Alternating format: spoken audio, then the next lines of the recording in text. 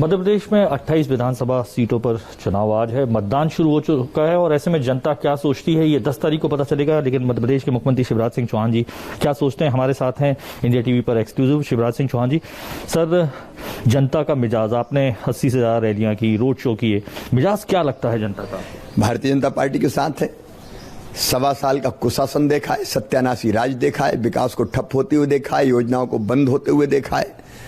लेकिन हमने आते ही सारी योजनाओं को फिर से चालू कर दिया, नई योजनाएं भी बनाई। अब किसान अगर वोट देगा तो किसान सम्मान निधि मिल रही है। मध्य प्रदेश में 6,000 में 4,000 जोड़ के 10,000 रुपया मिलेंगे। संबल योजना चालू कर दी गई है। बच्चों की पढ़ाई लिखाई की फीस भराने वाली योजना चालू कर दी गई है। गरीबों के लिए अनेकों योजनाएं बनाई गई है। महिला सेल्फ हेल्प ग्रुप, स्वास्थ्य सहायता समूहों के कल्याण के लिए कई योजनाएं बनाई गई है।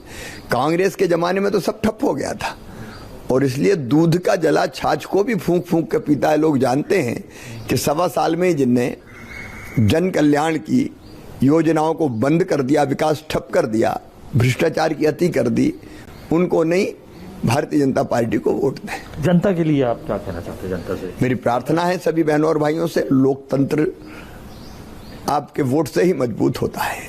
आत्मा है वोट, मतदान लोकतंत्र के, इसलिए मतदान करें, जरूर करें, निडरता के साथ करें, लेकिन कोरोना के जो गाइडलाइन उसका पालन करें। तो मध्य प्रदेश के इतिहास में ये चुनाव बेहद जो नीचे स्तर की राजनीति है वो देखी, भूखा नंगा कहा गया, आइटम कहा गया, इस तरीके की नौटंकी शब्द का इस्तेमाल किया गया। कैसे देखते हैं, क्या लगता है आपको, हृदय में कैसा महसूस होता है? मेरे लिए, भारतीय जनता पार्टी के लिए केवल जन कल्याण और विकास मुद्दा है।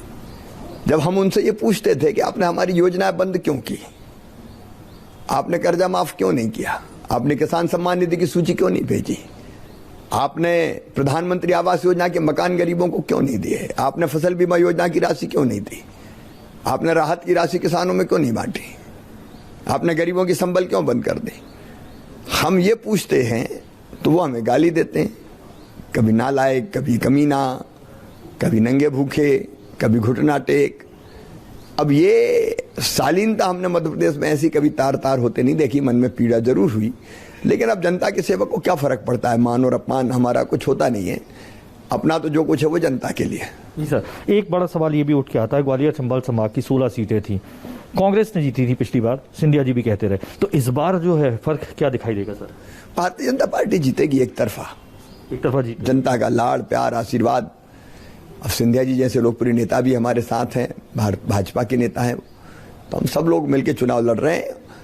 और पिछली बार जनता ने देख लिया कि कांग्रेस की सरकार ने कितनी दुर्गति की, इसलिए लोग भाजपा को वोट देंगे। दशहरा तो बीजेपी की सरकार ने, आपने बनाया, ये दिवाली कौन बना रहा है सर? नहीं, दिवाली सब मनाएं जी, क्योंकि चुनाव की हार जीत से दिवाली प्रभावित नहीं होगी। दिवाली सबका पर्व है, लेकिन जीतेगी भारतीय जनता पार्टी। मैं 10 तारीख को जब इंटरव्यू फिर से आपका कर रहा हूँ तो मुख्यमंत्री शिवराज सिंह चौहान के इंटरव्यू निश्चित तौर पर।